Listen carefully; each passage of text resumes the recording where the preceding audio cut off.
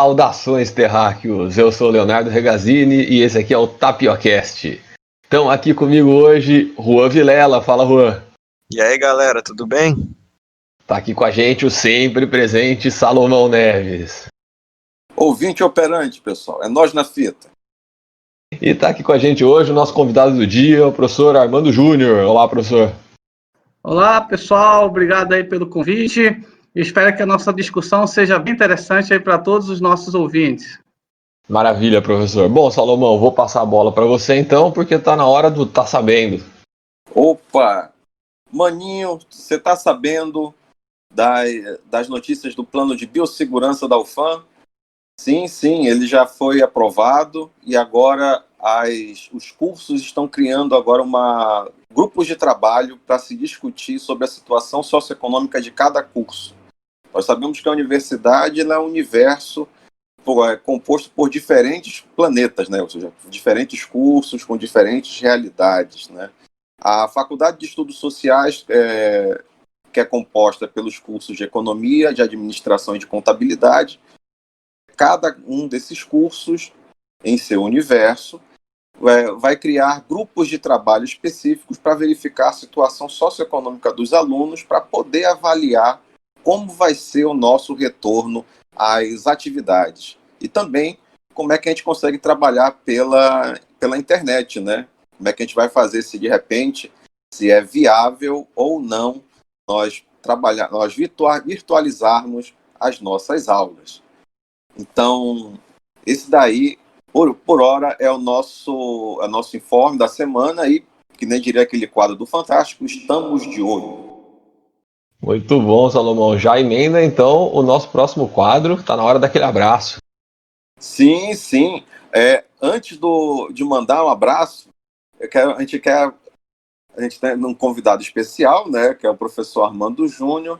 E, Armando, meu amigo, queria que você se apresentasse para a comunidade. Fica à vontade. Beleza, Salomão. Eu sou o Armando Júnior, eu sou professor lá da Faculdade de Estudos Sociais, do Departamento de Administração. Eu trabalho com disciplinas voltadas para a área de projetos, produção, operações e logística. Antes de entrar na universidade, eu trabalhei mais ou menos uns 20 anos na iniciativa privada, ocupei vários cargos de gestão, em empresas fora de Manaus, em empresas de grande porte aqui de Manaus também. Eu já estou na universidade há 10 anos, e atualmente eu estou no home office, né, que é o tema aqui do nosso bate-papo de hoje. Poxa, maravilha, mano. Somos essencialmente, entramos quase na mesma época na UFAM, né? Tipo, eu tô com 10 anos também, atrás de 2009, né? Mas se você se lembra, nós somos do mesmo concurso, Salomão. Entramos juntos, só mudou a data da posse. É verdade. Enquanto isso, na sala de justiça, chegou a hora da gente mandar um abraço, né? Aquele momento, assim, bem aconchegante, né? Da semana. Então, naquele abraço agora, eu quero mandar um abraço para todos que estão tendo que trabalhar em casa, agora nesse período de quarentena, e também quero mandar um abraço para minha mãe, que está no sítio da família agora, porque ela faz parte do grupo de risco, então ela tem que tá morando num sítio junto com a minha avó e com a minha tia, porque elas adoram bater perna no centro, né? E nessa época não tá podendo. Léo, mano, quer mandar um abraço para quem? Ô, Salomão, hoje eu vou mandar um abraço para minha sobrinha recém-nascida, a Estela, que nasceu no começo de março, e eu ainda não a conheci pessoalmente, mas já mora no meu coração já. Oh, parabéns. Muitos anos de vida para a nossa amada Estela, já querida. Juan, queres mandar um abraço para quem, mano? Meu abraço dessa semana vai pro meu amigão Edivaí. Faz tempo que a gente não se vê, mas é uma das pessoas mais gente boa que tem lá na UFA. O abraço dessa semana vai para ele. É verdade. Grande Edivaí. Um abraço para ti também, mano. E, Armando, queres mandar um abraço para quem? Salomão, meu abraço aí vai para todos os nossos alunos da UFAM, que vão prestigiar aí nosso Tapiocast, o nosso tema de hoje, home office, né? E vou quebrar o Isso. protocolo e mandar um beijo para minha esposa, né? Senão fica complicado, tá? É isso aí, Armando. Pode mandar. Eu acho muito legal, falando nisso, o Falcão, né? Do I'm Not Dog No, ele tem um canal no YouTube, ele faz, todo dia ele manda o Diário da Quarentena, né? Aí o pessoal vai mandando os alô pra ele, aí ele vai dizendo, ó, vamos mandar agora 15 segundos de cheiro no cangote aqui para fulano de tal. Ah, legal. Aí eu mandar um alô, mandar um abraço, mandar cheiro no cangote, por aí vai. É assim mesmo. Léo, agora chegou na hora do episódio, né, mano? Bora pro episódio então, Salomão. E o nosso episódio de hoje tem como tema o home office. Esse termo que se transformou em um termo bastante presente na vida de todos nós. Estava dando uma olhada aqui na definição, professor, e eu vi que o home office pode ser definido como escritório em casa e que seria possível trabalhar em home office a partir de 3 tipos de arranjo: sendo funcionário de uma empresa, naquela modalidade que a gente chama de teletrabalho, sendo freelancer, ou seja, trabalhando em casa por projetos avulsos, ou como empresário de uma empresa home-based, né, uma empresa que tem a sede na sua própria residência. Professor, essa definição está correta? É mais ou menos isso? E eu queria começar perguntando para o senhor 2 coisas. Primeiro, quais são as dicas ou observações que você julga convenientes para um bom home office? E segundo, a gente viu que muitas empresas estão sendo obrigadas a migrar para o home office. Quais são as vantagens e as desvantagens que o senhor vê nisso aí? Vamos lá. Esse conceito, de um modo geral, ele está correto. É isso mesmo, né? Na verdade, o home office é toda aquela atividade laboral que passa a executar na sua casa. E até hoje, os negócios vão evoluindo. Por exemplo, os hotéis, o setor de turismo, os hotéis pertencentes ao setor de turismo, eles tiveram também que se reinventar. Em vez de abrigar turistas nos seus quartos, eles transformaram os quartos em quarto de hotel para fazer home office. Então, aquela pessoa que não tem um local em casa adequado, ou que, por alguma necessidade, teve que fazer uma viagem, ele tem esse produto hoje, esse serviço ofertado pelas redes de hotéis. Uma rede francesa implantou isso em mais de 50 hotéis pelo Brasil, tá? Então, é isso mesmo o conceito. Quanto à questão, e é uma pergunta bem interessante, o que a gente tem que observar, até tomar cuidado, vamos dizer assim, para fazer um home office. Sem enlouquecer, viu, Salomão? Tem muito colega aí que anda reclamando que está trabalhando demais, viu? Então, tem que ter esse cuidado também. Olha só, eu posso resumir isso em 9 dicas. A primeira, se você está na sua casa, você tem que ter um local adequado. Você tem um escritório na sua casa, a sua sala pode ser transformada no teu espaço de trabalho, no quarto, por exemplo. Mas a gente precisa observar para não misturar o dia a dia da nossa casa com o dia que você vai ter do trabalho, tá? Acho que essa é a primeira dica. Vamos demarcar o nosso território no nosso lar. Um outro aspecto também interessante é porque a gente precisa definir o tempo, ou seja, a nossa jornada de trabalho. Como é que você vai definir? Vai ser de manhã, de tarde, à tarde ou à noite? Salomão, se eu não me engano, gosta de trabalhar de madrugada, né, Salomão? É verdade, eu confesso. Então, a gente precisa estabelecer esse horário de trabalho até para evitar que a gente fique como, digamos assim, um escravo do trabalho. Lembrar que nós temos as outras dimensões das nossas vidas, tá? O terceiro ponto é que a gente tem que ter assim, um foco naquele momento, no local que você reservou para fazer o seu trabalho, foco no trabalho. Evitar distrações.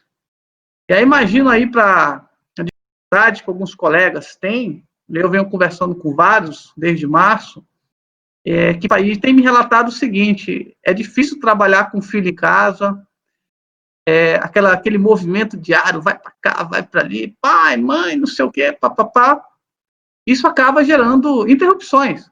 A gente precisa estabelecer bem que esse horário é o horário do papai, da mamãe trabalhar, tem que estar focado nisso para evitar essas distrações. Que essas distrações, depois a gente vai falar sobre isso, vai gerar, por exemplo, perda de eficiência, perda de produtividade.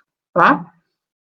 O quarto ponto é que, embora nós estejamos, alguns de nós ainda estamos em casa, em março e abril, que foi um período assim, bastante crítico, que a recomendação era para ficar em casa, sair só para atividades essencialmente necessárias, como ir no supermercado ou ir numa farmácia, a gente precisa se comunicar.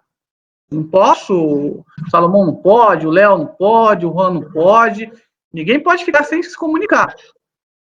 Então, eu tenho que ter um contato com um colega, com o meu superior, com outras pessoas que, de certa forma, direta ou indiretamente, estão envolvidas nas atividades que nós fazemos em casa.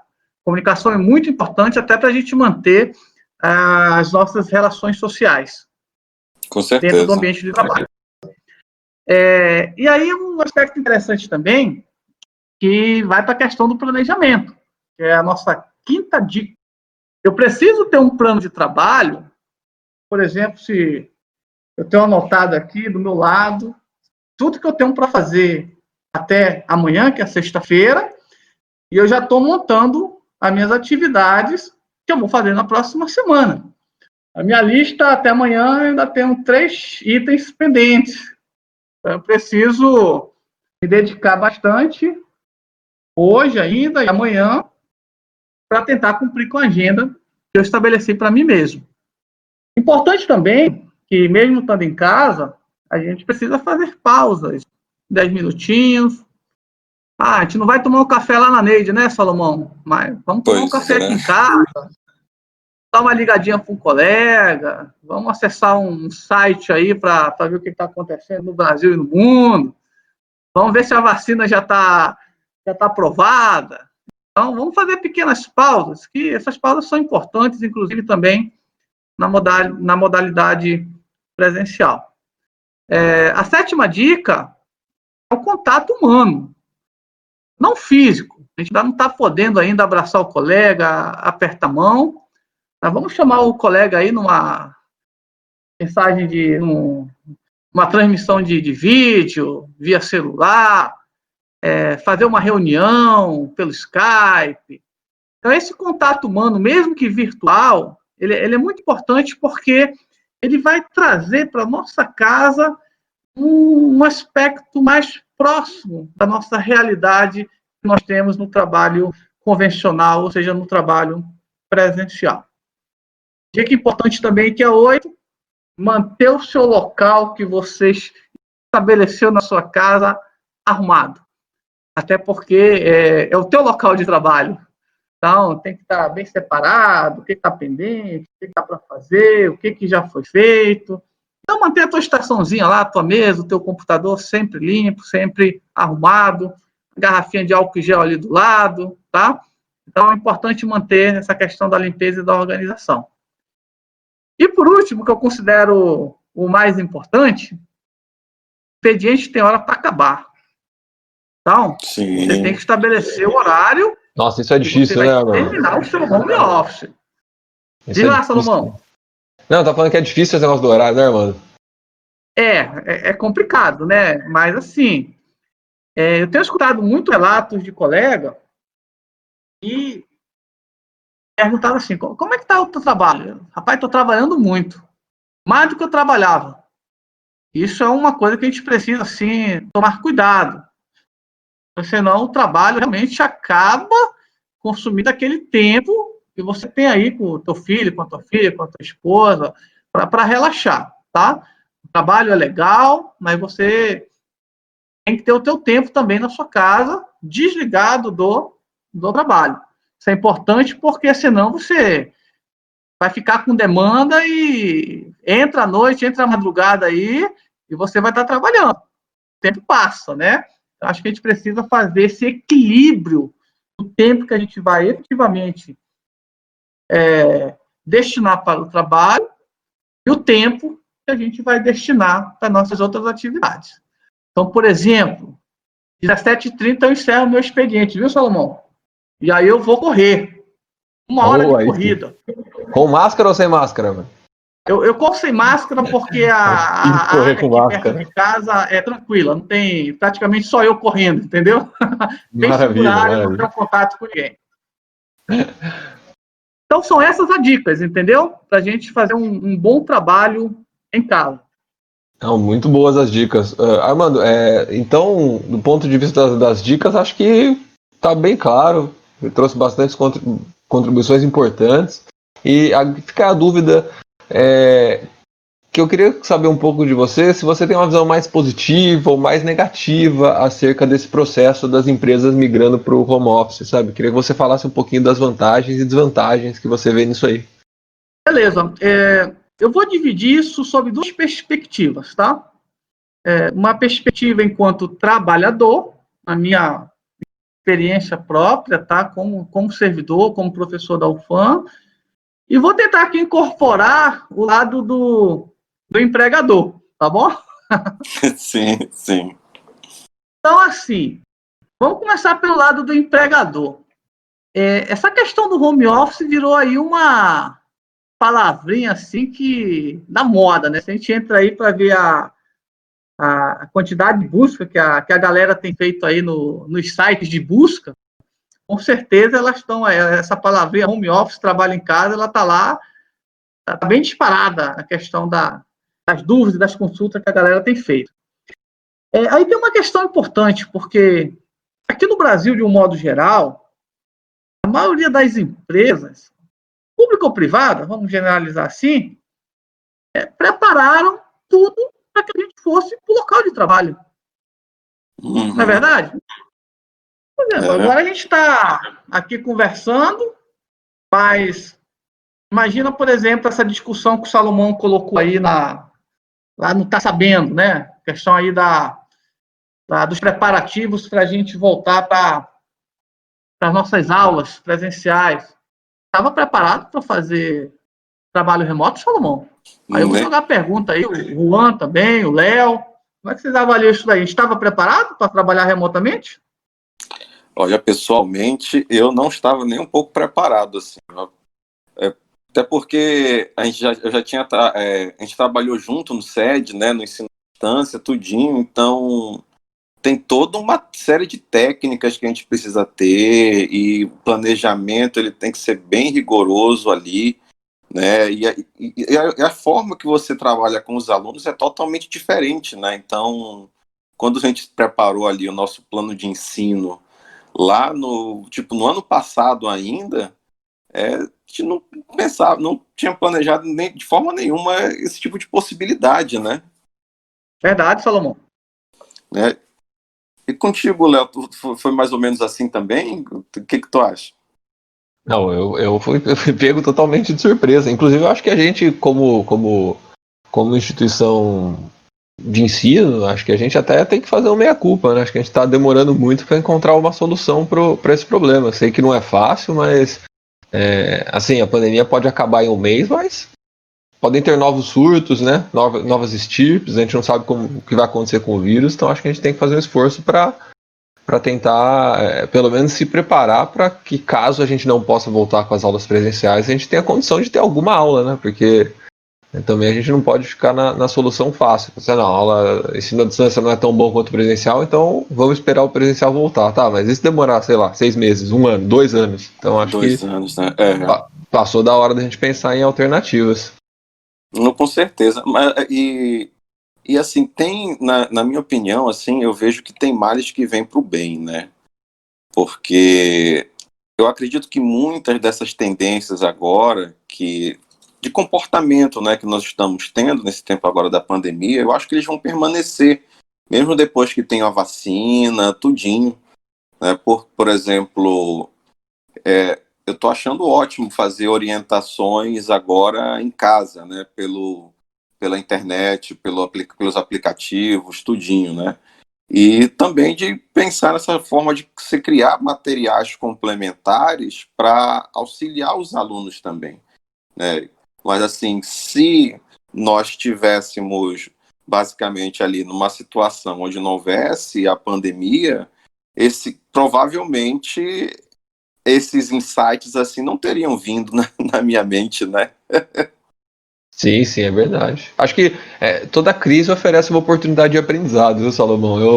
Como você sabe, eu sou lá de São Paulo. Eu lembro quando a gente teve o problema de falta de água, as reservas de água em São Paulo começaram a ficar muito baixas. Não sei se vocês chegaram a acompanhar, provavelmente Ah, sim, eu deve ter lembro. aparecido no Jornal Nacional, né? E várias pessoas, empresas e shopping, etc., começaram a pensar em alternativas para economizar água, sabe? E a crise passou, mas esses mecanismos de economia acabaram se transformando em uma rotina. Até hoje crio o hábito de, quando eu tomo banho, me enxaguar, ligar o chuveiro, né? Depois me ensaboar de novo, desligar o chuveiro, ligar de novo.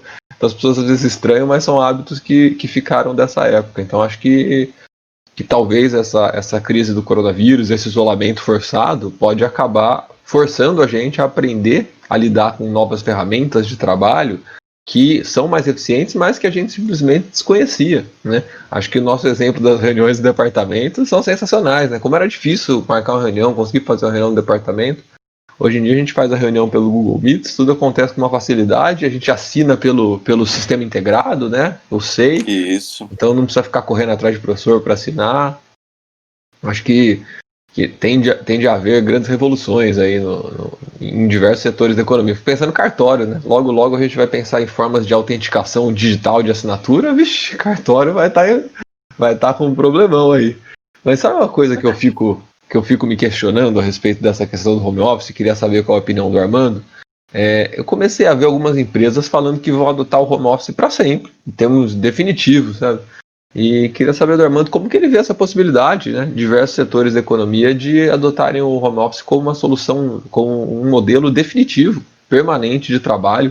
É claro que não dá para todos os setores fazerem isso, né? Acho que o setor agrícola e setor industrial é muito difícil, é uma parcela muito pequena dos funcionários que poderiam trabalhar em home office, mas no setor de serviços tem muita gente que poderia. Como você vê isso aí, Armando? Léo, deixa eu só concluir aqui o raciocínio desse bate-papo aí que a gente estava tendo aí sobre a questão dessa visão do empregado e da empresa, né? Aí a gente vai para essa questão se vai continuar ou não, Claro, né? claro. Professor, Tranquilo. eu também queria Então, olha só dar minha visão como aluno, você perguntou se estava preparado. Vamos lá, Juan. No caso, eu não tive que passar direto pro EAD, porque a UFAM não adotou esse sistema, mas meu irmão, ele ainda está no ensino médio, ele faz um cursinho pré-vestibular, assim que aconteceu tudo, teve que ir pro EAD.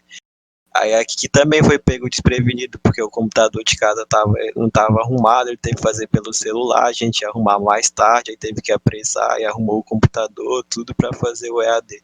Então também pegou os alunos de surpresa isso aí.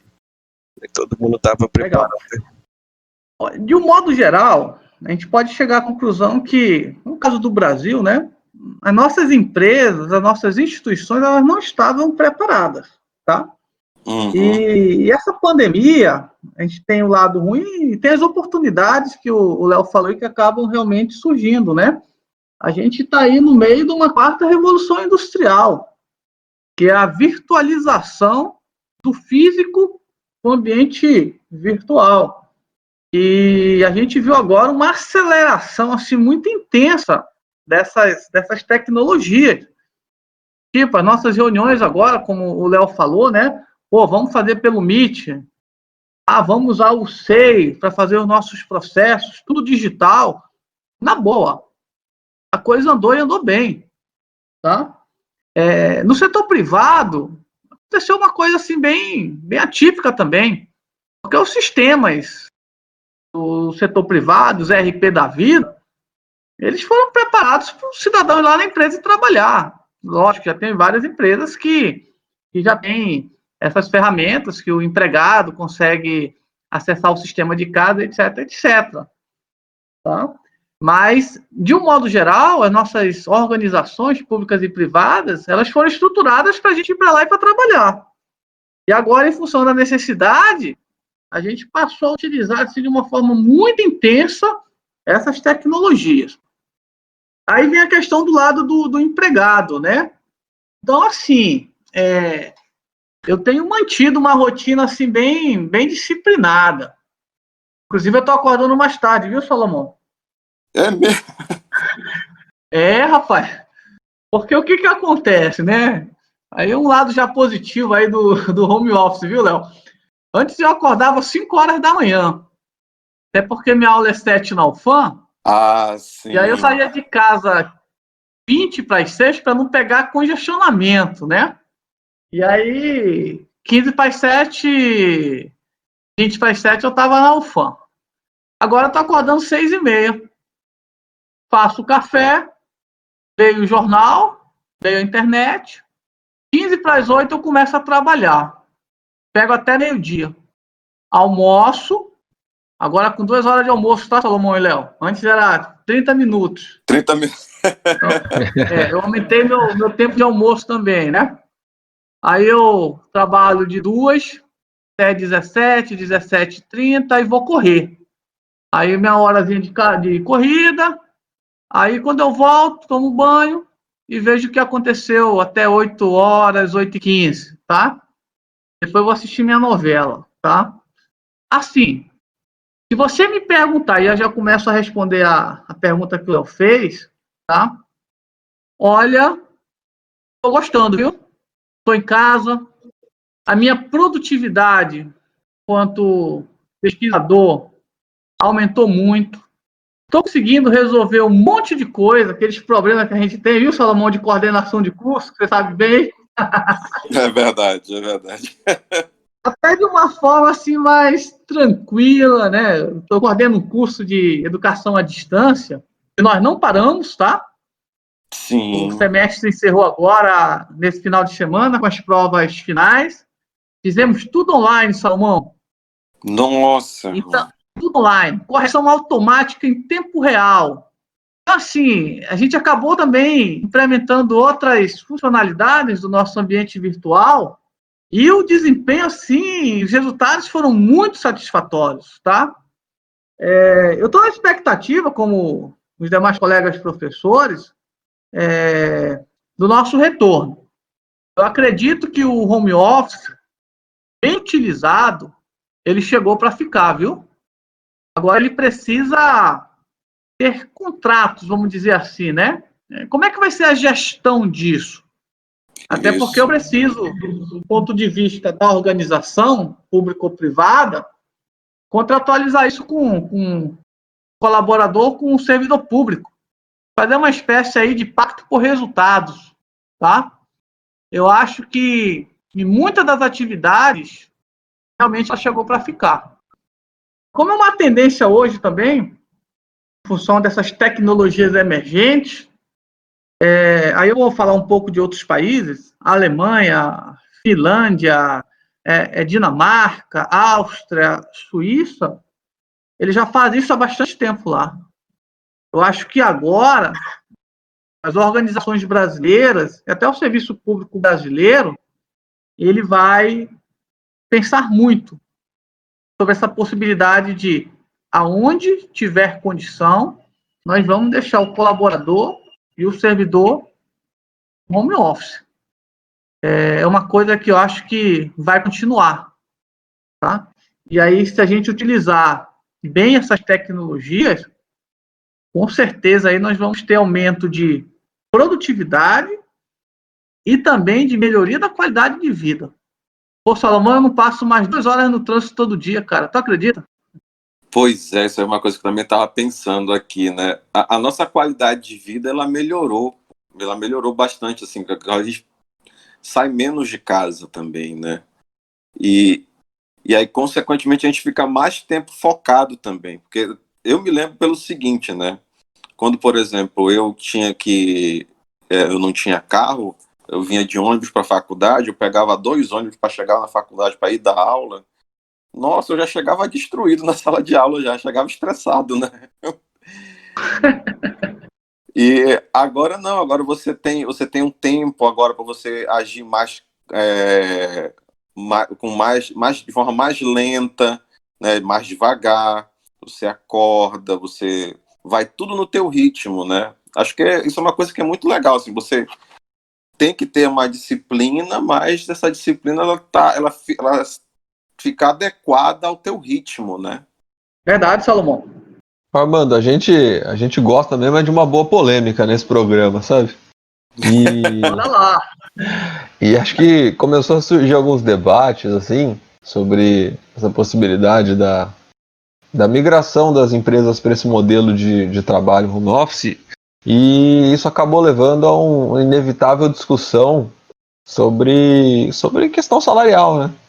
Porque acho Aham. que dá para a gente pensar diferentes impactos do home office, positivos e negativos, tanto para o trabalhador quanto para a empresa. Não sei se você acompanhou, mas na semana passada surgiu uma polêmica com o presidente do Santander, o Sérgio Rial. Ele Aham. disse numa entrevista que ele acreditava que para viabilizar o home office como modelo definitivo, os trabalhadores teriam que aceitar a redução do salário. Nas palavras dele, aqui, ó, abre aspas. Se tudo isso te poupa tempo, se você deixa de gastar com combustível, tua vida fica mais fácil, até sob o ponto de vista econômico, por que não dividir algumas dessas coisas com a empresa? O Rua queria te fazer uma pergunta aí sobre isso, né, Rua? A gente queria saber o que você acha desse arranjo, que se as empresas oferecessem aos trabalhadores uma possibilidade de trabalhar em casa, sem pegar trânsito, com mais conforto, mas um salário 5% menor, você acha que os trabalhadores estariam dispostos a aceitar?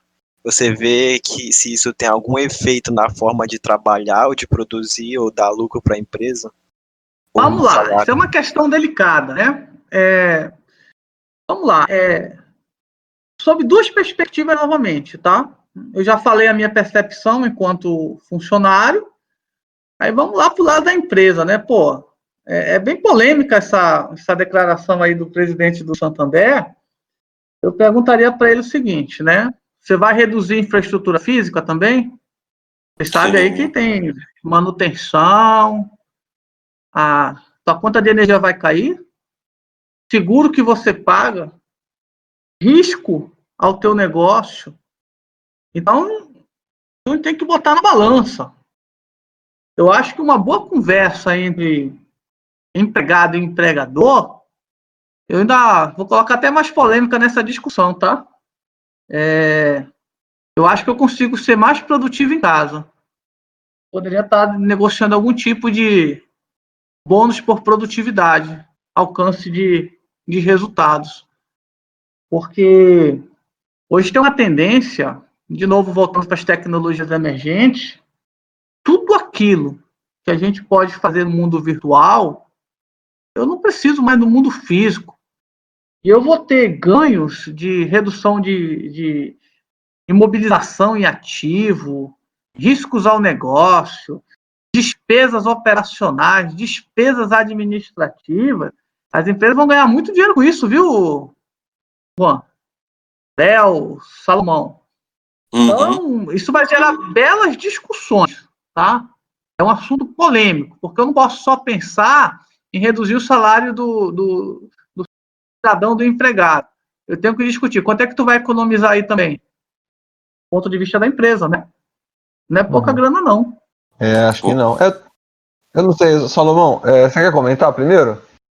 Eu fico pensando aqui que esse aqui nós temos aqui claramente um conflito, né, de direitos de propriedade, né? Porque assim, a empresa ela se sente ali no direito de propriedade de manter ali o nível de lucratividade que ela quer continuar tendo, né? E deseja até aumentar isso reduzindo custos, né? Então essa estratégia dela querer ofertar salários menores por conta disso, por conta de trabalhar em home office, tudinho, né, é claramente no sentido dela tentar ampliar ali a margem de lucro. E, por outro lado, você também tem o trabalhador, né, que ele está usando ali trabalhando em casa, ele está usando a infraestrutura de casa, então ele se sente no direito de ainda assim manter e continuar trabalhando com o mesmo salário e também com a possibilidade de um bônus, né? Além dessa questão do conflito de direitos de propriedade, eu me lembrei aqui, o Juan, que é testemunha, que até cobrei isso numa prova lá nos tempos de macroeconomia, que é sobre o modelo incluído e excluído, né, que a gente estuda na macroeconomia novo-keynesiana, que é basicamente essa questão. Olha só, pode até existir trabalhadores que estejam dispostos a abrir mão de parte do seu salário para continuar trabalhando de casa, né? Mas tem que lembrar que tem muitos trabalhadores que são sindicalizados e os sindicatos eles levam em consideração muito que a rigidez dos salários, e com razão, porque os salários eles são definidos por contrato. Então, consequentemente, os sindicatos ali, as organizações ali dos trabalhadores vão fazer de tudo ali para evitar que aconteça essa redução dos salários, né? E justificado essencialmente por uma questão que o Armando comentou muito bem. Essas empresas aqui que estão trabalhando, que estão permitindo que as pessoas trabalhem de casa, ela tem ali uma queda muito significativa do custo com energia, do custo com maquinário, com custos de transporte e outras despesas administrativas também, né? Então você tem um impacto aqui bem significativo na estrutura de custos. Agora, por outro lado também, você também tem um custo por deixar as máquinas e os equipamentos parados ali, né? Afinal de contas, a estrutura que a empresa montou, essa estrutura vai depreciando com o tempo. Então, o que compensa mais aqui? O custo de eu deixar a máquina ociosa ou o custo de eu deixar o trabalhador continuar fazendo todas as atividades em casa? Então, qual dessas atividades aqui ela é menos onerosa e é mais interessante para mim?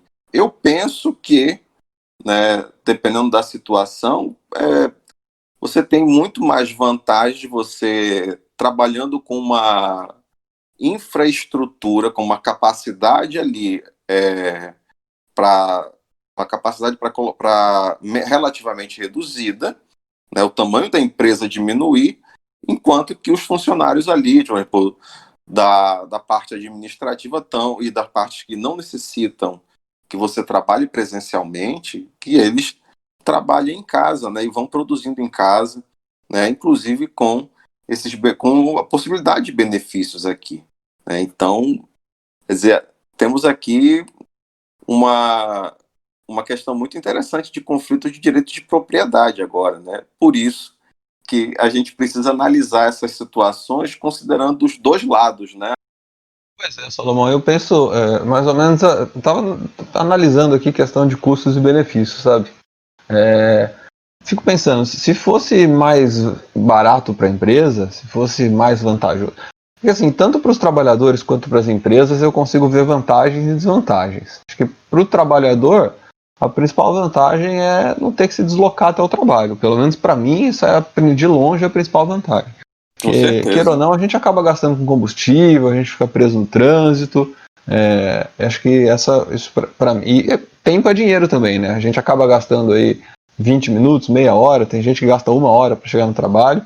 Pensa que todo dia ir e voltar, a quantidade de tempo que isso dá na sua vida ao longo dos anos é gigantesco. Então essa é a principal vantagem. A principal desvantagem é que eu tenho que ter um ambiente em casa, um ambiente de trabalho em casa. Então se eu não tiver uma escrivaninha, um lugar para trabalhar, eu vou precisar comprar, né?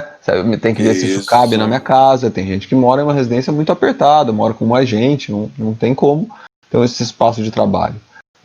Aqui em Manaus tem ainda um outro custo que salta aos olhos, né? Que é o custo do ar-condicionado.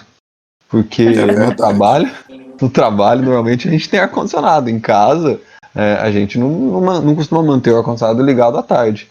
Eu agora, trabalhando de casa, a maior parte dos dias, especialmente agora que esquentou um pouquinho, a maior parte dos dias eu tenho ligado o ar à tarde. A conta aumentou bastante, sabe? Então eu vejo como vantagem para o trabalhador a questão do tempo e do gasto com deslocamento. Desvantagem: tem que ter internet em casa, vai gastar mais energia elétrica, precisa ter uma escrivaninha, uma cadeira, etc.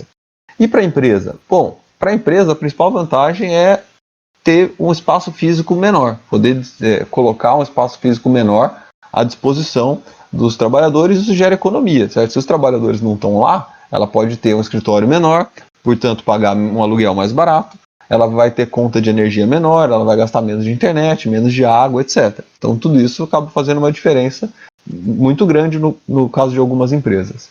Então, mas aí vem a pergunta, então por que elas já não operavam nesse modelo de home office?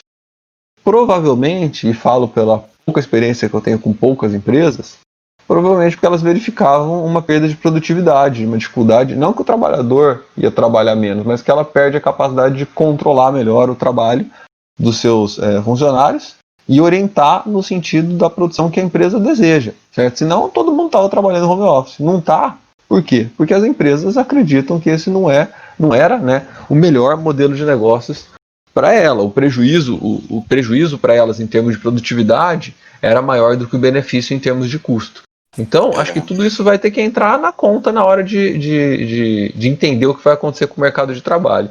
Acho que no Brasil a gente tem essa mania de falar assim, acho que tinha que ser, vamos fazer assim, vamos fazer assado. No final das contas a gente sabe, né, Salomão, que quem vai definir esses salários aí são as forças, né, de oferta e demanda de mão de obra que estão operando no mercado, né? Acho que hoje em dia o quadro que a gente tem no Brasil é um quadro muito negativo. A gente tem muito trabalhador, a gente tem um exército de trabalhadores procurando emprego, mas a gente tem muito pouco empresário ofertando vaga de trabalho, né? Assinando carteira de trabalho, muito pouco. Acho que isso acaba colocando o trabalhador em uma situação de fragilidade. E enquanto a gente não resolver esse problema do excesso de mão de obra, né, acho que não adianta a gente querer disciplinar como vai ser a relação que as empresas vão acabar impondo, né, porque elas têm um poder de barganha muito grande, justamente pelo excesso de mão de obra, tem um poder de barganha muito, muito grande, acabam impondo condições aos trabalhadores. Então acho que a solução passa um pouco por isso. Não sei como vocês veem essa questão aí do preço da mão de obra. Eu fico pensando aqui por exemplo, o pessoal que paga extra, por exemplo, né? E o horário que a pessoa trabalha no home office, né? Se ela não fizer criar essa disciplina do horário que o Armando mencionou mais cedo, acaba acontecendo assim da gente querer fazer orientação ou ficar trabalhando aqui de madrugada, 1, 2 da manhã, né? Então, se isso fosse na empresa, a gente estaria recebendo um extra para fazer isso, né? E o cara vai dizer, não, eu estou trabalhando 15, 20 horas por dia aqui, né, daqui de casa, né? E aí o mecanismo de remuneração fica relativamente distorcido, né?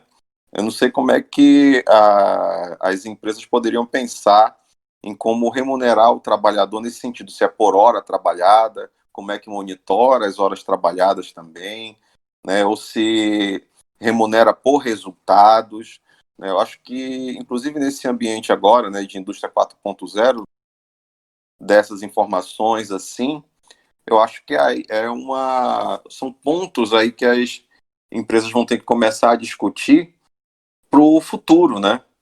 Então, é uma coisa que é bastante interessante.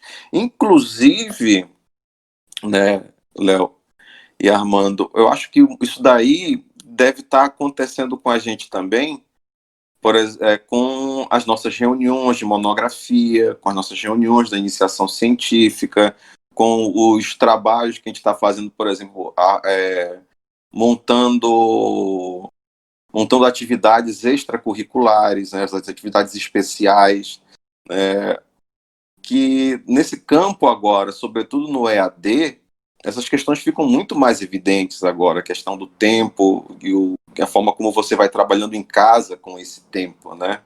Então a gente tem essa mudança para o home office, com que a gente teve que se deparar, que isso foi acelerado agora, né, por conta da pandemia. Nós temos aí uma mudança para o EAD por muitas instituições de ensino. E a pergunta que não quer calar vai ser a seguinte, né? Como é que isso vai influenciar o futuro do ensino presencial? Eu acho que a gente está aí com um ponto de mudança, né? Que nem diria naquela música dos Scorpions, né? O Wind of Change, né? O vento de mudança. Bem legal. Agora eu peguei essa referência, agora foi me inspirado aqui, né? É o roqueiro romântico agora, Salomão, né? É verdade, é verdade. Armando, mano, o que tu acha será que essa mudança... Como é que fica essa mudança para o EAD agora? É uma boa pergunta, Salomão. É só fazer um complemento da tua fala aí sobre aquela questão anterior lá da empresa, né? É assim, eu acho que hoje tem essa preocupação com lucro, né? Que o objetivo de uma empresa privada é a lucratividade, né? Uhum. Então, assim, eles vão repensar, viu, Léo, também? Porque essas estruturas, elas exoneram bastante as despesas e os custos de operação. E como veio a necessidade e ninguém estava preparado para isso, tenho certeza que as empresas estabeleceram os mecanismos de controle e governança para garantir que não tenha perda de eficiência, de produtividade. Tenho vários colegas aí da iniciativa privada que a gente vem batendo aí um WhatsApp de vez em quando, uma ligação de vez em quando, e o pessoal tem mantido o tranco e até de uma maneira mais eficiente, viu, Salomão, Léo, Juan, tá? Eu acho que a necessidade, quando ela vem, ela faz as adequações, ela promove essas transformações, tá? Eu tenho essa perspectiva que esse negócio aí vai ficar, tá? Agora, tem que ter esses mecanismos de governança para assegurar tanto o aspecto legal do trabalho, que já está previsto, inclusive, na reforma trabalhista, tá? Depois pode conversar sobre isso, e do aspecto também da parte do lado da empresa, que é a questão da eficiência, da produtividade. A questão do EAD também é uma coisa que eu acho que agora vai dar uma avançada muito grande na nossa universidade, tá, Salomão, Léo? Final do ano passado, nossa universidade, pela primeira vez, ela conseguiu o índice geral de curso igual a 4. E também saiu uma nova regulamentação do Ministério para as instituições que têm o IGC 4 ou 5, elas podem virtualizar até 40% das disciplinas do ensino presencial. Então, já está tendo um movimento assim, bem intenso aí das coordenações de curso.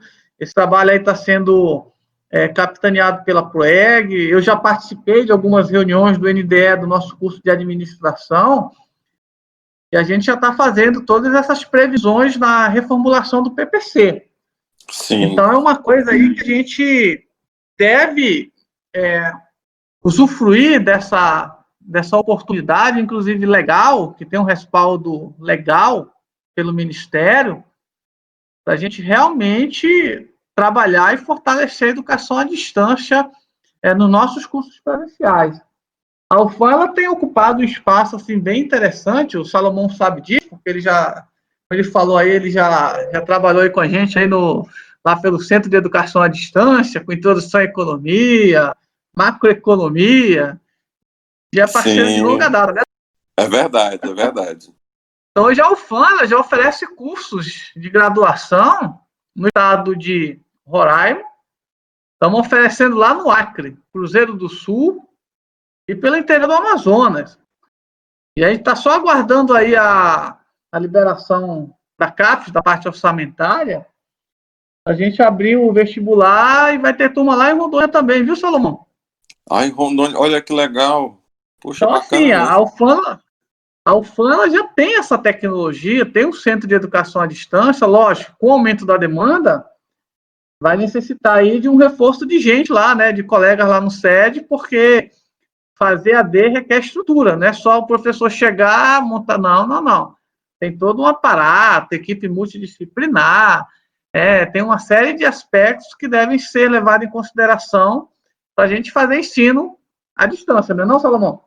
Então, Armando, realmente é muito importante assim que a gente tem que levar em consideração um planejamento para as atividades de sala de aula, que quando a gente está trabalhando no presencial tradicional, basicamente o nosso instrumento de planejamento é o plano de ensino, né?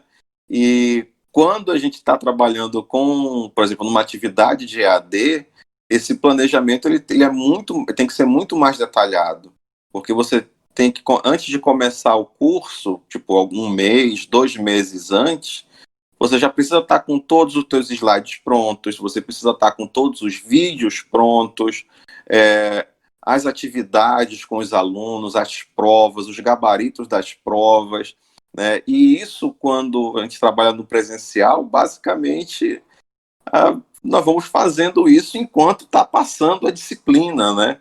O professor, às vezes, ele reclama assim que fazer ali tudo, programar tudo isso antes, né? Você fica numa camisa de força, mas, por outro lado, é importante porque você tem esse instrumento de planejamento até para se programar para a próxima vez que você lecionar essa disciplina. Por exemplo, no curso de Introdução à Economia, um ponto onde os alunos começam a sentir muita dificuldade é quando o professor começa a trabalhar com elasticidade. Então, se, por exemplo, em 2020 eu me programei para ter 3 aulas sobre elasticidade, programei ali no meu plano de ensino, eu preciso ter essa programação para que eu tenha um parâmetro, né? Que eu tenha um parâmetro para quando as aulas correrem, eu sentir a necessidade, não, vou precisar de 4 aulas, vou precisar de 5 aulas, né? Até porque, se você parar para pensar, apesar de passar 4 meses ali você lecionando num semestre letivo, ainda assim 30 aulas de 2 horas é um tempo muito curto para você organizar ali quais são os assuntos que eu vou trabalhar, quais são as provas que eu vou, quantas provas eu vou aplicar, quantas aulas eu preciso, quantas aulas de exercício eu vou precisar. E essa noção, essa preocupação, né, é uma coisa assim, que um professor da área que trabalha, por exemplo, num curso à distância, ele já, obrigatoriamente, ele já tem que ter essa expertise, né? Agora, um professor num ambiente mais tradicional, presencial, é muito importante que ele comece a ficar mais inteirado e comece a ter essas preocupações.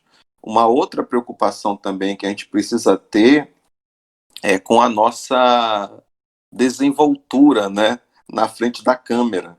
Eu conheço muitos professores assim, já ouvi falar casos, né, de professores que são, na sala de aula ali, eles têm uma postura, né, uma presença de sala assim, muito fantástica, né, que são muito carismáticos e tudo, mas de repente quando chega na frente da câmera, ele fica muito envergonhado, ele fica travado, né?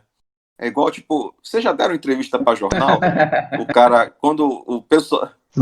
Nossa, é ruim. Porque vem a câmera e a luz, assim, bem na tua frente, assim, a pessoa joga o microfone na tua cara, parece que vai te dar um soco, assim, ó. Joga assim o microfone e tu já treme nas bases ali.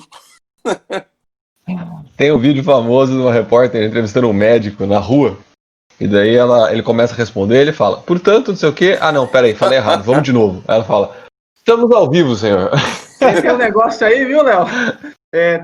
Eu sou um deles, tá? É o seguinte, coloca um auditório na frente de 1000 pessoas, mas não coloca uma câmera na minha frente não, viu? Ô, Armando, sabe o que eu fico pensando às vezes? Assim, no caso dos nossos campos de conhecimento, acho que, claro, algumas áreas é muito difícil mesmo, porque precisa de laboratório e tal, né?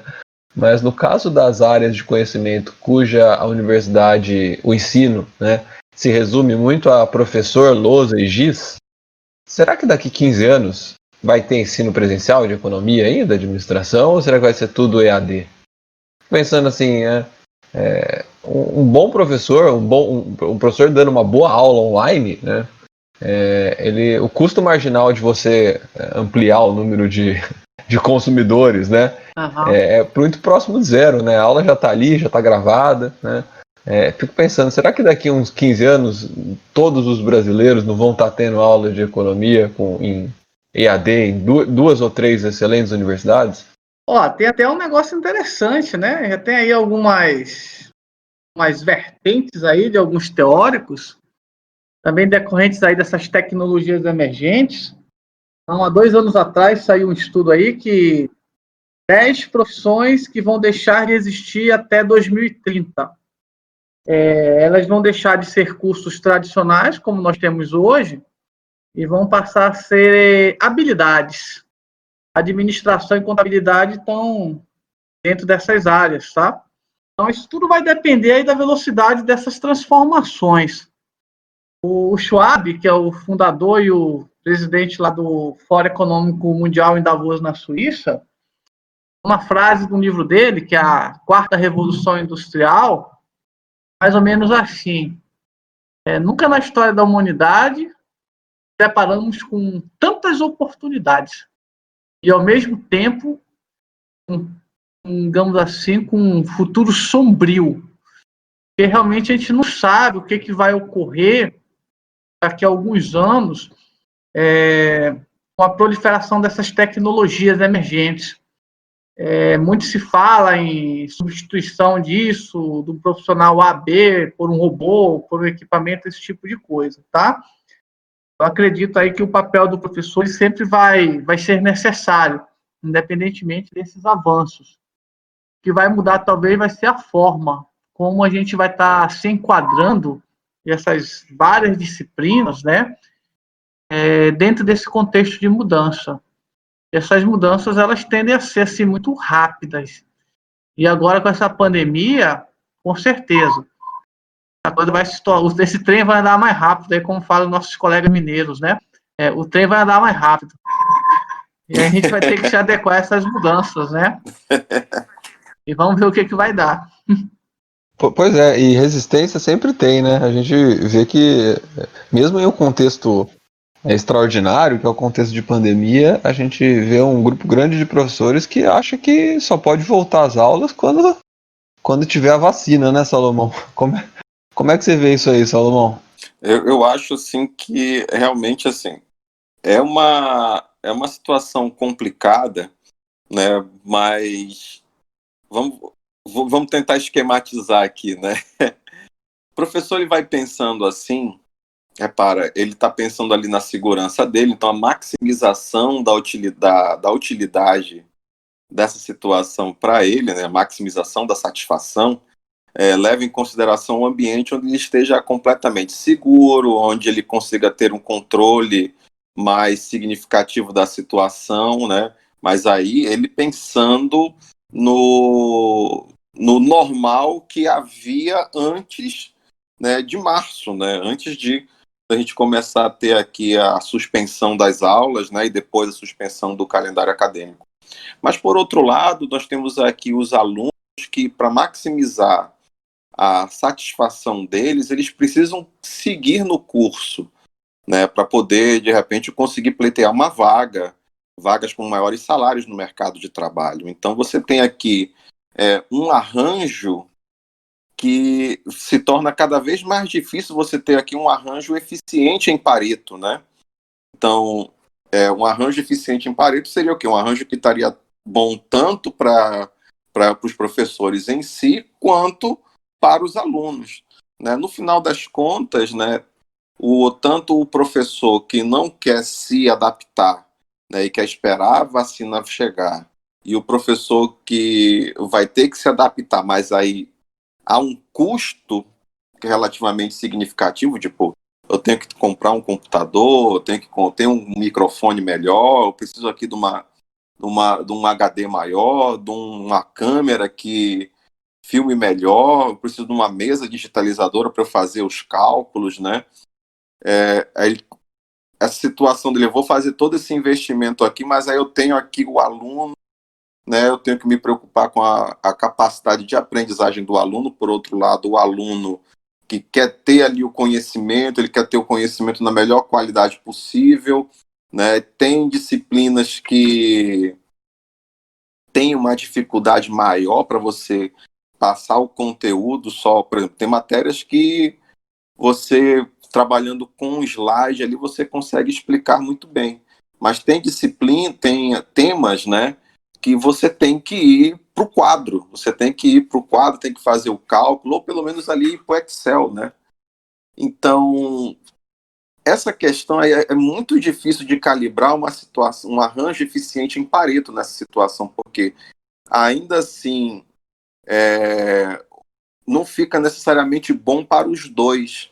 Então, tipo, um professor que vai querer colocar, por exemplo, vai querer trabalhar Não, só quando a vacina estiver à disposição, para ele, isso daí ele julga sendo com a melhor solução para ele, né? Ele maximiza o bem-estar dele, mas não necessariamente coloca o aluno numa situação melhor. Sob certo ponto de vista, até coloca por conta da segurança, mas na questão da disponibilização do conhecimento, no compartilhamento de informações, ele coloca o aluno numa situação pior, ou seja, um arranjo não eficiente no sentido de Pareto.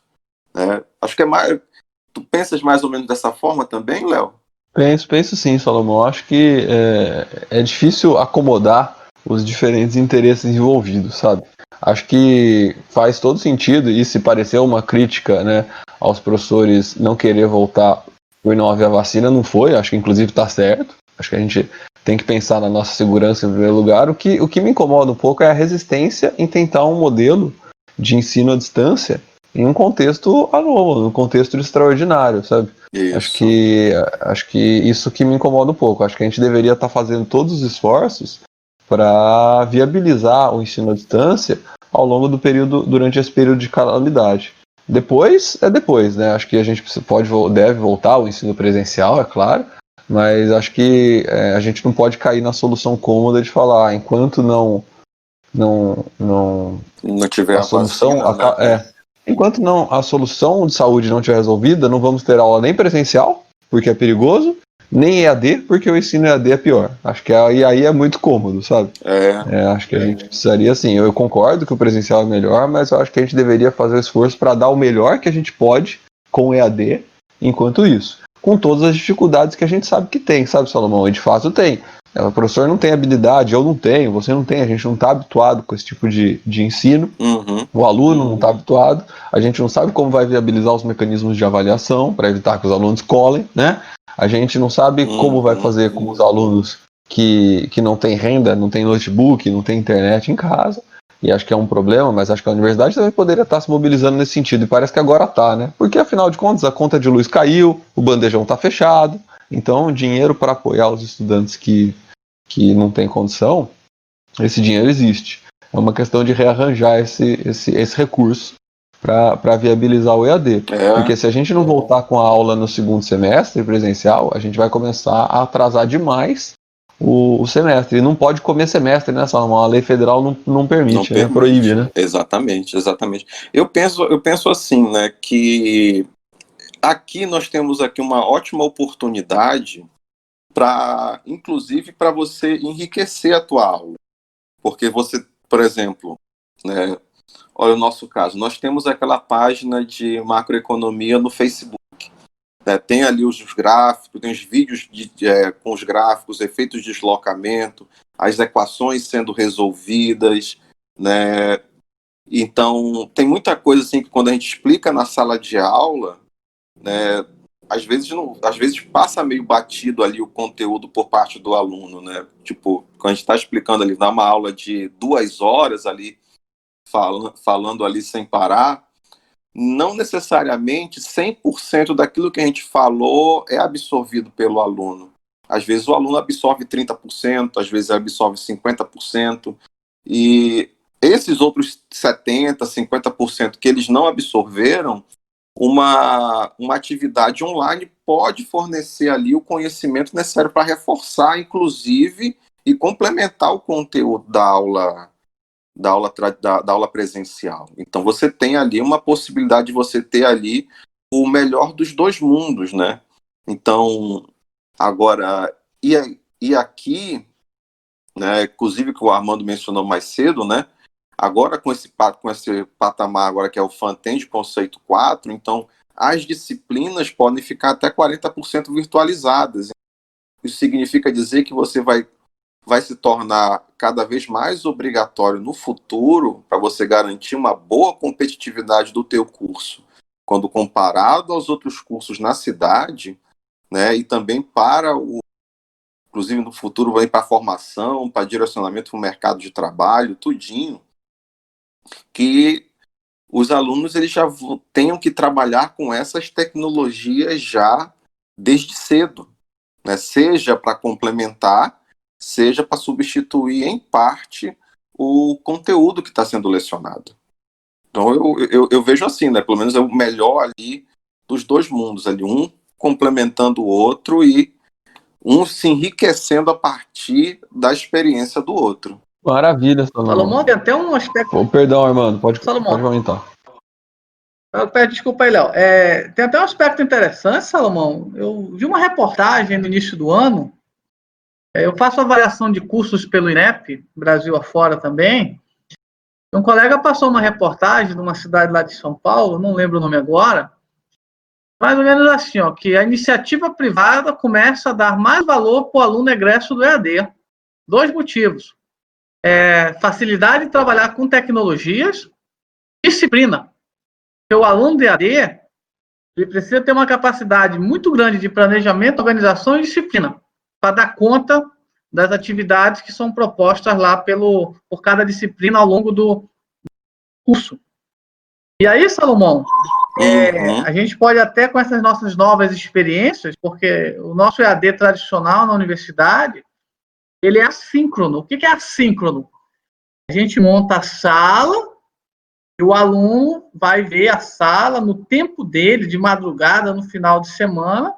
Ele se comunica com o professor, mas na modalidade assíncrona, não é em tempo real. De repente, Salomão, imagina aí, a gente está usando aí uma plataforma como o Meeting, o Zoom. Eu marco, por exemplo, uma vez na semana para a gente ter 2 horas de aula virtual com o aluno, entendeu? Então, a gente vai ter essa interação com essas novas plataformas que se aproxima muito do presencial também, entendeu? A gente não vai ter os recursos adequados, uma mesa digitalizadora, tal. O que a gente pode fazer para facilitar a vida? Vamos lá montar uma animação no PowerPoint para fazer o cálculo passo a passo, aí a gente vai comentando. A gente tem alguns recursos interessantes para isso daí, né? Mas também isso envolve formação de professor, né? Muitos colegas, infelizmente, não têm ainda o domínio dessas tecnologias, dessas plataformas. Edição de texto, gravação, etc. E aí a gente precisa fazer um esforço nesse sentido. E é interessante também mencionar que o próprio Ministério da Educação, ele publicou uma portaria recentemente, estabelecendo as diretrizes para o retorno às aulas. Aí nessas diretrizes, aí casa bem com o que o Léo falou, cada universidade vai ter que ver quem é grupo de risco, fica em casa. Então, esse professor ele vai ter que trabalhar na forma remota, online, etc. Quem pode voltar? E estabelece os critérios também de distanciamento, esse tipo de coisa. Coisa que essa regulamentação que está sendo discutida no Cursune essa semana, que é justamente a aprovação do plano de biossegurança, da UFAM, e também uma espécie de criação de um protocolo para a gente retornar para nossas atividades. Mas não vai ser 100%.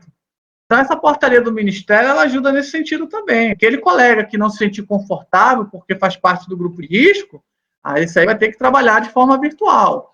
Quem tem condições, obedecendo o que for definido pelos conselhos superiores da UFAM, aí a gente volta para o tranco normal. Lógico, não vai ser o normal como antes, até a gente ter a vacina. Isso. Maravilha, gente. O papo tá bom, mas, ô Salomão, comente aí que depois a gente precisa passar para as perguntas dos ouvintes aqui. Eu ia dizer do novo normal, né? Eu me lembrei agora aqui, né? Esse momento assim que a gente fica com aquela inspiração toda poética, né? Eu lembrei daquela música do Belchior, né? Você não sente nem vê, mas eu não posso deixar de dizer, meu amigo, que uma nova mudança em breve vai acontecer. Em algum tempo que é jovem novo, hoje é antigo. E precisamos todos rejuvenescer. Belchior é bom demais, Salomão.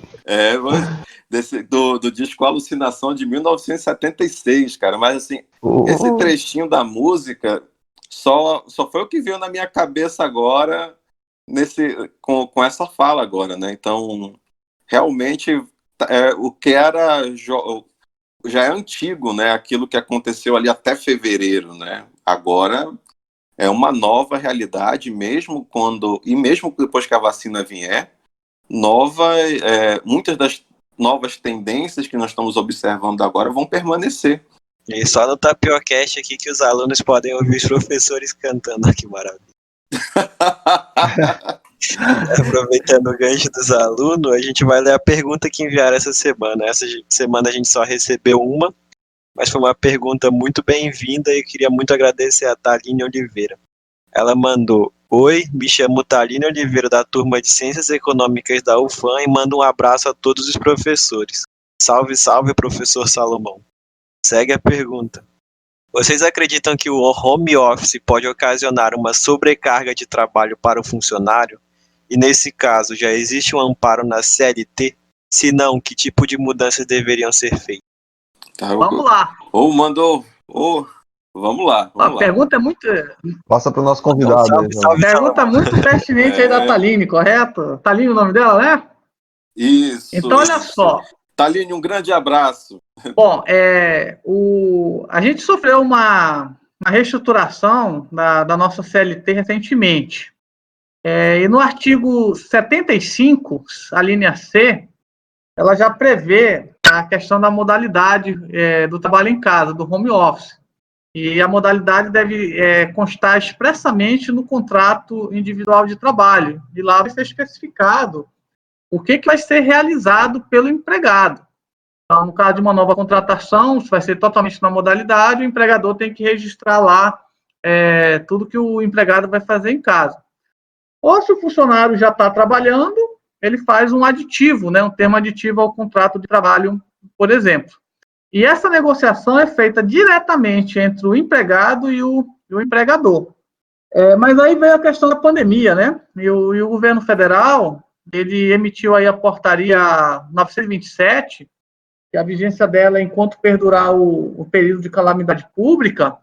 Então, agora, todas as, digamos assim, as formalidades previstas na CLT para a implantação do home office, tá?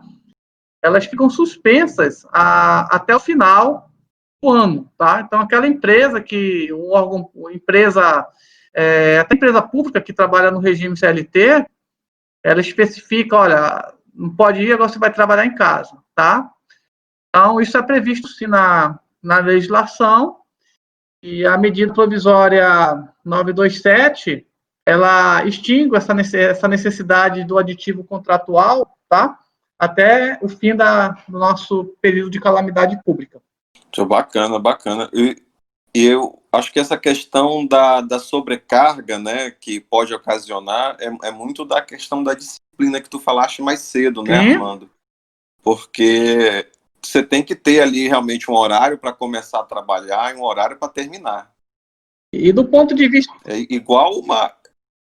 E do ponto de vista legal, né? Pode continuar. O artigo lá da CLT, o 75, a linha C, ele é bem claro, né? Diz que deve ser pactuado o que vai ser trabalhado, né? O que vai ser feito, né? E aí, a carga horária contratada, 40 horas semanais, por exemplo, né? Deve ser seguida à risca, né? Até porque e a empresa tem que estabelecer os mecanismos de governança, até para evitar aquilo que você comentou, né? O Léo também, da excesso de jornada, que pode acarretar hora extra. Isso é prejudicial para o empregado e também para o empregador na geração de passivos trabalhistas. Com certeza. Acho que está mais do que respondido, né, Salomão? Sim. Maravilha, Rua. Vamos para as indicações, então? Muito obrigado pela pergunta. Vamos. Continue mandando perguntas. É sempre bom ter vocês participando. Né? Inclusive, Juan... Sempre depois... Pode falar. Inclusive, antes da gente passar para a parte do seguinte agora, né? Também eu queria agradecer muito, assim, de coração, as perguntas que vocês têm mandado, as perguntas da semana passada também, né? Que foi do Felipe Marinho, foi dos outros alunos também. Né? Então, gente, continue mandando perguntas, é sempre legal e enriquece muito a nossa conversa também, né? Com certeza, a participação é sempre boa, que mostra o engajamento, que a gente tem uma resposta também, né? Que estão gostando. Sim. Sempre bom. E a gente também sempre encerra, depois das perguntas, com o nosso quadro de indicação. Aqui nas indicações, para quem já está acostumado, vale livro, artigo, filme, série, podcast, jogo, qualquer coisa que o convidado, os apresentadores queiram para até vocês possam ter mais coisas para assistir durante o final de semana e enriquecer a nossa interação. A gente vai seguir nossa ordem de sempre, primeiro os professores, depois eu e o melhor, o convidado, por último. Salomão, qual é a indicação da semana? Hoje, gente, eu quero indicar um aplicativo. Né? Acho que é um aplicativo temático ao conteúdo do nosso episódio. Né? Eu quero indicar para vocês o Asana, né? Que ele é um aplicativo de gerenciamento de projetos. Ele tem para os navegadores, né? Dá para acessar para PC, Mac, Linux, e também dá para acessar pelo computador. Tem na App Store, tem na Google Play. Todas as atividades que nós estamos fazendo no Tapiocast, por exemplo, pessoal, elas estão sendo todas organizadas pelo Asana. Então, é justamente por conta disso que a gente tem aqui a ordem dos episódios, as atribuições de cada um, a verificação de como é que cada um está sentindo, né? Se está sentindo dificuldade, se não está. Então, é muito importante não só você criar o projeto, né? É importante você saber gerenciar bem o projeto. E o Asana, ele te ajuda muito nesse sentido. Não apenas ele, mas também existem outros aplicativos que te ajudam, por exemplo, o Trello, o Monday, né? Que também te ajudam nesse sentido. Então, essa é a minha indicação. Perfeito. E a sua indicação, Léo? Pois é, Juan, nas últimas 2 semanas aí eu indiquei um filme velho, então acho que dessa vez eu vou manter essa nova tradição de indicar filme velho. E eu vou indicar um filme que nem é tão velho assim, vamos ser sinceros, é de 1994, né? É mais novo que muita gente aí, né? Que é um dos filmes que eu mais gosto, que é o filme Um Sonho de Liberdade.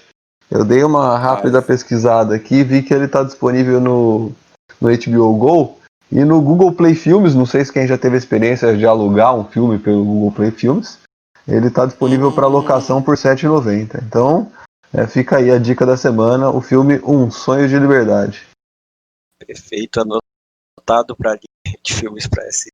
Eu estava pensando na minha indicação também. Eu também vou indicar um filme, mais um filme voltado para o mundo dos heróis, que é o filme do Logan, que é o encerramento do mundo do Wolverine. É um filme com uma pegada bem pós-apocalíptica, eu acho muito interessante nesse cenário de pandemia. Eu gosto muito desse filme, eu gostaria de recomendar ele essa semana. Logan. É muito bom, você acha que é o melhor filme da série X-Men?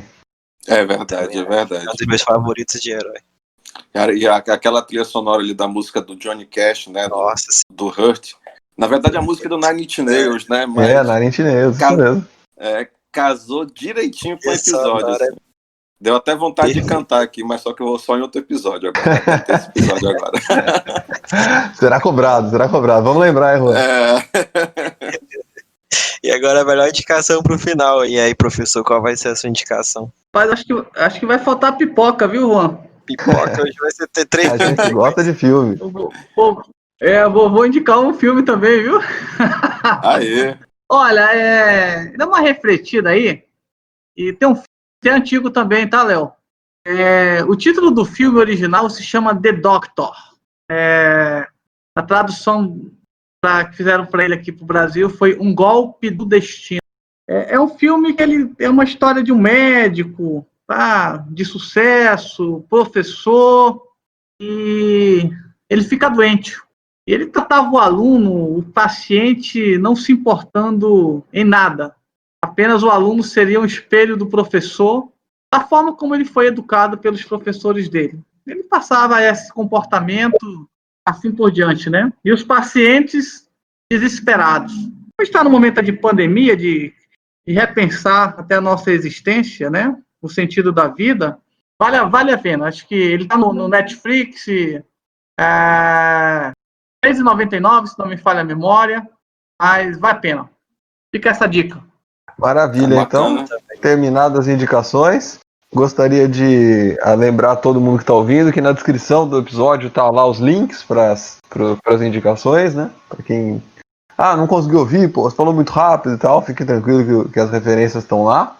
E gostaria de agradecer muito tanto o Juan, quanto o Salomão, quanto o professor Armando pela participação no episódio de hoje.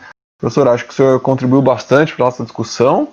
E, bom, estou satisfeito. Salomão, o que você achou? Eu gostei muito, acho que é um tema muito importante a gente discutir, que até leva em consideração o nosso modo de vida agora, né? Então a gente precisa rejuvenescer e trabalhar melhor com essas tendências agora, né?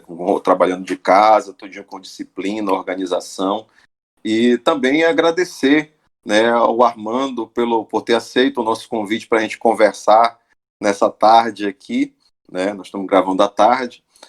O Armando me ensinou muito de gestão e de organização, então muita coisa assim, que eu aprendi nesse sentido, eu aprendi com ele, né? Quando a gente trabalhou no SED, tudinho. E então, Armando, até deixar registrado aqui meu agradecimento, tá, mano? Obrigado mesmo. Ô, rapaz! Bom, Armando, fique à vontade para fazer suas considerações finais aí. E, mais uma vez, muito obrigado. Obrigado. Eu que agradeço aí o convite, Léo, Juan, Salomão. Legal aí tá falando desse tema assim tão emergente e novo para todo mundo, mas como a gente discutiu, uma coisa aí que tem que reforçar, que talvez não vai embora mais não, viu?